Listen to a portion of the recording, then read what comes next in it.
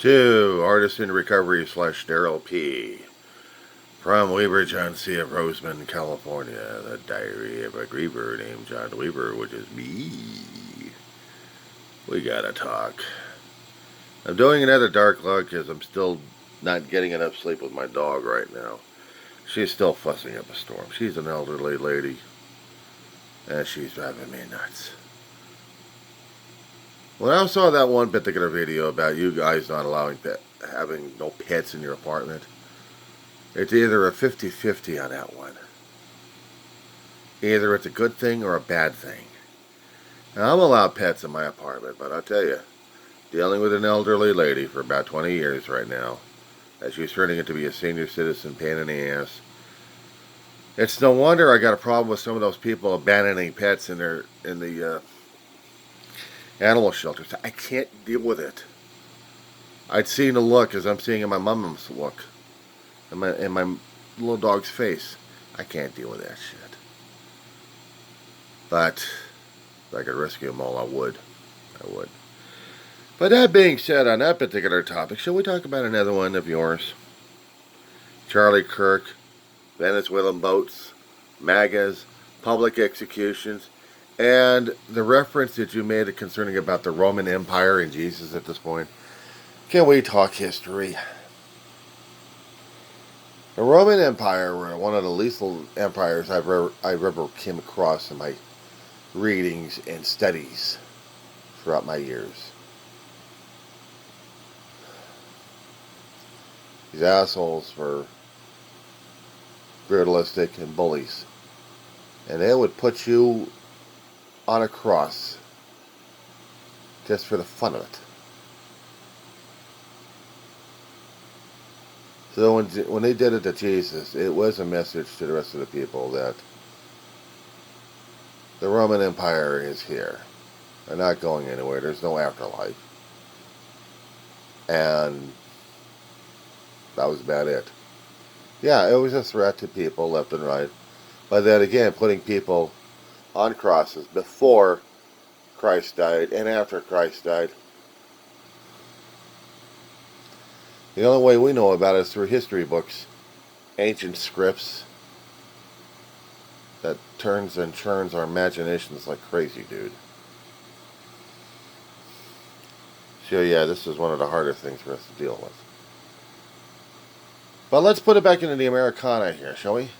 Let's go back to the 17 or 1800s. We're talking about the towns that are sprouting up left and right as the Americans kept expanding into further territory of the new lands. And for some towns, so I'm coming across part of that history, they would have public executions. They would have public hangings.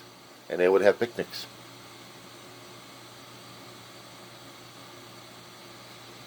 And they would cheer.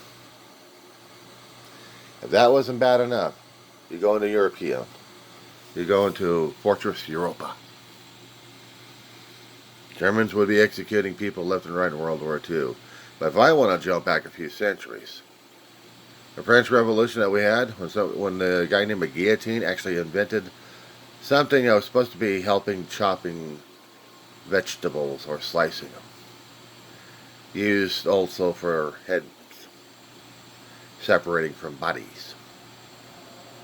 The hard way. And people would either laugh, cheer, or cry about the guy who was going to be getting next on the hit parade, or a woman. Didn't matter who or what. French Revolution was in full swing of mayhem and blood and bodies being separated from heads. History is so damn bloody, isn't it? But I can say it facetiously or say it sarcastically at this point over here. But realistically, now, getting into the situation concerning about big bullyism. Yes, Trump wanted to make a grandiose decision of making the idea that we're going after drug dealers. He wasn't doing that. He's doing a political move for oil and power. He wants control over the South, over Central America, or at least in the peninsula area anyway, the isthmuses. It's not drugs. If he's already pardoned a drug dealer already, it's not about the drugs. It's about the message and idea that he is like everybody else in the tyranny business. He's showing that he's the bigger bully than anybody else. He wants Putin's affection. He wants China's and North Korea's respect. This is a chess game we got on the board right now, dude. You got to see the bigger picture at work. And if you'd studied history, you'd see what kind of bullyism we had throughout our human history. We've had it for a long while, even before recorded history. There always had to be some kind of alpha male out there. Somebody had to be the alpha. You challenged his ass. Oh boy. If you want his coveted spot, then you're the alpha male. That's what we're doing right now. There's no way for us to nail the alpha male unless we did it politically at this point. At least not in our country anyway. We can sue his ass left and right. But since he's already got his political cronies over there. Dual citizenship and birthright citizenship is still going through the courts. And we're going to see who's entitled and who's not entitled to be considered an American or called an American. Your ancestry is going to be called upon at this point. You may look white, dude. And you may keep talking about your Native American history and your genetics. They're going to see that as a target, dude. They're already targeting Native Americans in different tribes across the country. We're getting reports on it on social media. They're going after the Indians because they're not Americans. Oh, it's not the politics. It's the race hatred we got going on. See, if you're not a European white asshole, you're nothing. And this is what they're promoting left and right. And we're going to be showing it with a big-ass boat, several other smaller boats, and torpedoes on submarines to prove it in the Caribbean waters that we are the bigger asshole. We got the planes in Puerto Rico ready to show people that America is ready to take on the world. At least our portion of it anyway. Which I'm kind of surprised that we're picking on the smaller dudes, but we're not picking on Canada. Think about that one. Why not Canada, dude? Come on. Let's go pick on Canada, shall we? Let's go tell the Canadians that they're dealing with the Trump and the Trumpian empire, who deems the world as his.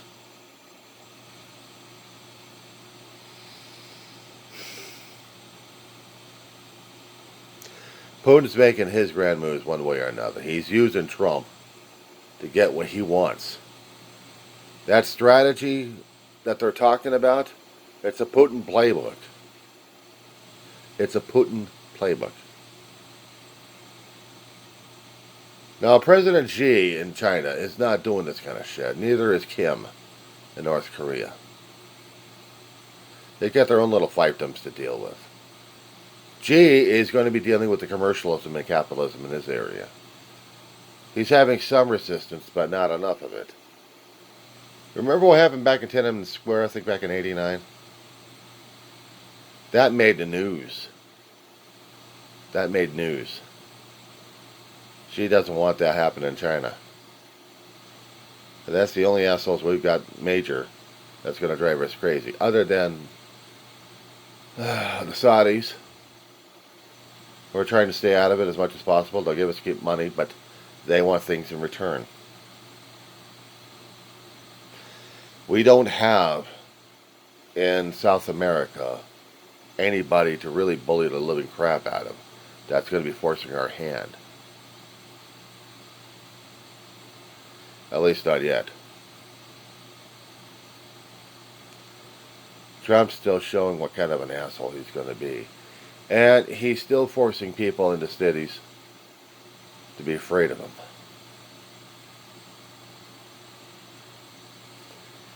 He wants the violent confrontation. I am so tempted. But the thing is, I ain't going to give that son of a bitch the fucking satisfaction either, asshole. He wants it. He's a statistical son of a bitch. Damn bugs. Sadist masochist. He likes pain. He likes to bullshit people, but he likes pain apparently. And so does Stephen Miller and everybody else who follows him. Now, shall we get into Charlie Kirk? I stayed away from that son of a bitch. I mean, I did talk about him a few times. But I'm not tagging his ass, and I don't want to keep resurrecting his fucking ghost. I'd rather him stay buried in hell. If he was going to produce himself as to be a Christian, and yet spewed out everything opposite of what Christ believed in, why the hell do I need to keep resurrecting that son of a bitch all the damn time? And his wife's the same damn way.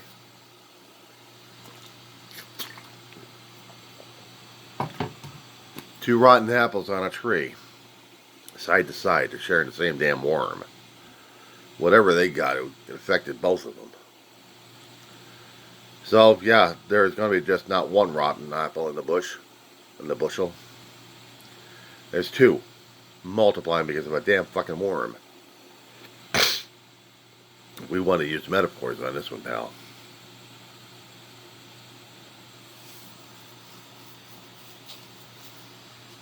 Blowing away boats in the water doesn't exactly disgust me. I can't figure the top game except for him to be a bully. And he's trying to do political change the hard way. We tried to do something about that in Cuba back in the Bay of Pigs. Was it back in 56 or 58, somewhere in that time? So, United States CIA trained dissidents of Cuba. Send them back over to do the revolution. Keep our hands clean. Didn't work. Castro was still in power during that time. And it made public. This is open warfare. This is open season. We're using the guise of drugs. I'm not going to bring up about the issues that the drug, about the addicted at this point. Of how bad, we have to keep focusing on the addiction over here because it's affecting Cuba, South America. No, that's just a cover-up. That's a cop-out. Yeah, it's being sold on the streets. Dude, back in the 70s, we also had it on the streets. Back in the 60s, we had it on the streets. In the 50s, it was barely coming out there, or actually barely public. Fucking study your damn history, asshole. Back in the 80s and 90s, well, the 80s, we had Nancy Reagan trying to do Just Say No campaign. All those red, white, and blue pins that were handed out by the cops to a lot of kids and a lot of people out there. DARE. Drug Abuse Rehabilitation Education. Cops would go into classrooms and anywhere else they could do a public forum and talk about the evils of drugs. They spent millions on the damn thing, never worked.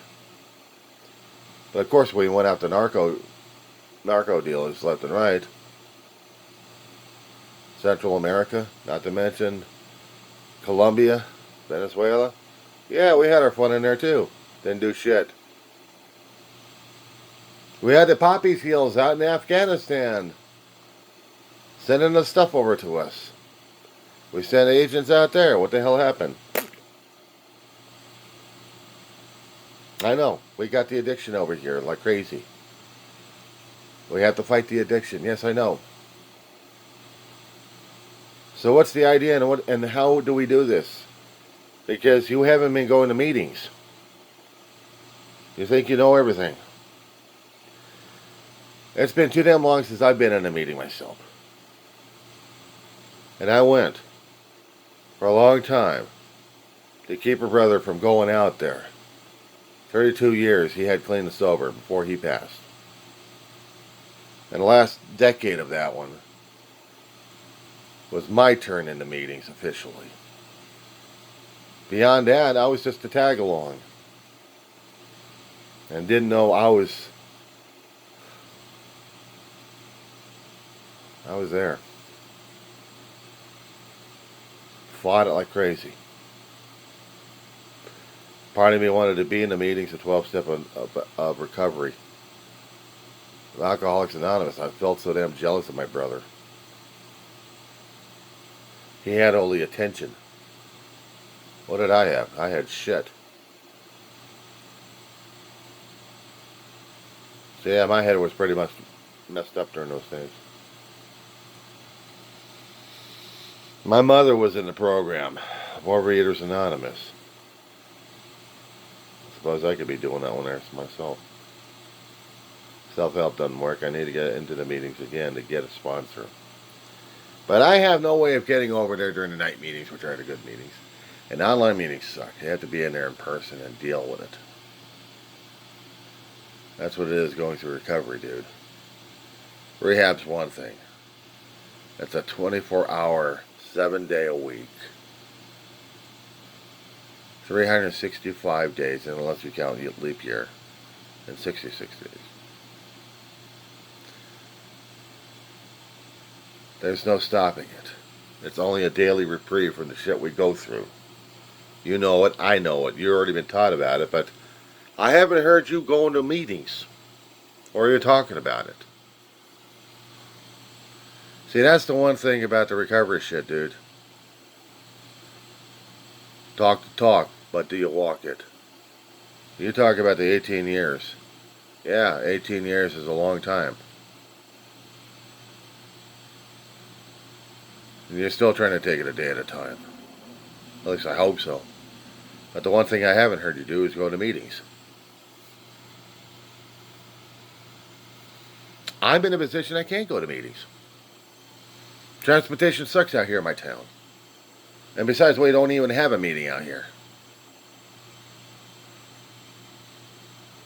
It's a hell of a long walk for me to get over to a library. It's about 3 miles away. And if there's going to be a meeting over there, I don't know about it. It's usually at night where there's no transportation.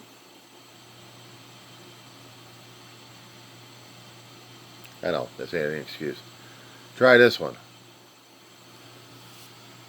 They don't have that many meetings out in Mojave, but they got a hell of a lot of meetings out in Lancaster and Palmdale. I haven't got transportation to either one of them. At least at night, and that's where the good meetings are. During the daytime, yeah, they're not that bad, but transportation still sucks.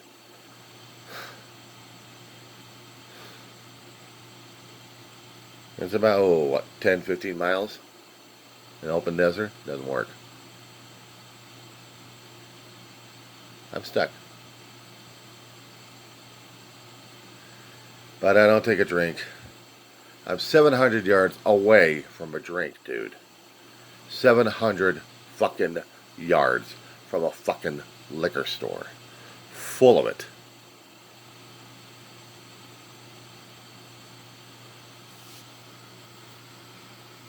And if I'm going anywhere outside this damn town or within this town, I gotta pass it every single day.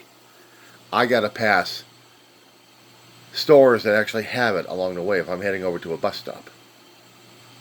I have ample opportunity to get myself fucked up. I ain't doing it. I like my sobriety too damn badly. But that's being tested with a dog that's driving me crazy at this point. What's even worse? You want to hear what's even worse? A food delivery that can actually deliver alcohol. They have to verify ID first. So if I have a certain hankering for a certain drink, I could get it. I have the freedom, I have the luxury. Expensive as hell if I can afford the damn shit. If I wanted a damn ugly beer. I still can't stand beer. Never could. Spit that shit out. That's a nasty shit.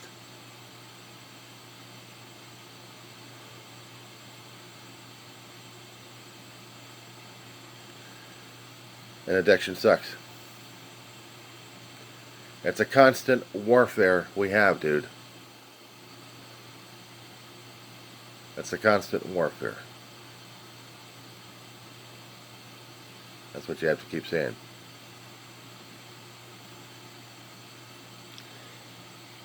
That being said, dude, we just had our discussion. What's your response?